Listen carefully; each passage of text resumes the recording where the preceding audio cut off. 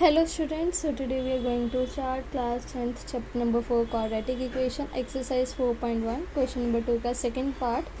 Question number 2 का आई hope आपको first part clear हो गया होगा। Represent the following situation form of quadratic equation में हमने सिचुएशन को क्वाड्रेटिक इक्वेशन में ही लिखना है।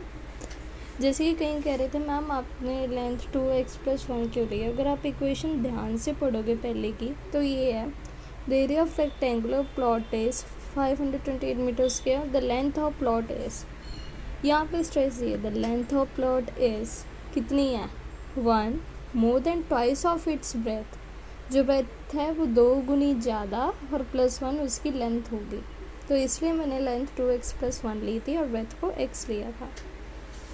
अब मुझे लगता है आपका डाउट क्लियर हो गया होगा। तो मैं अब सेकेंड क्वेश्चन शुरू करने जा रही हूँ। The product of 2 consecutive positive integers is 306, we need to find integers.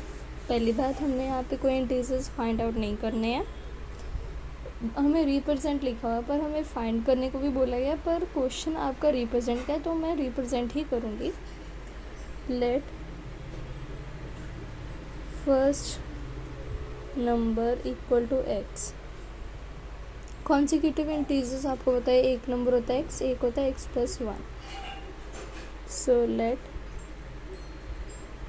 Second number equal to x+1। उनका सम बोला गया है ना, नहीं उनका प्रोडक्ट है, sorry. According to question product उनका क्या है x multiplied x+1 equal to 306। So x square plus x is equal to 306. So x square plus x minus 306 equal to 0. So ये आपकी होगी इक्वेशन, क्वाड्रेटिक इक्वेशन। वो आप पे डिपेंड करता है कि आपको निकालने हैं इंटीजर्स या नहीं। मेरे हिसाब से तो निकालने की कोई ज़रूरत नहीं है हमें, क्योंकि क्वेश्चन में सिर्फ रिप्रेजेंट ही कहा गया है तो हम रिप्रेजेंट ही करेंगे।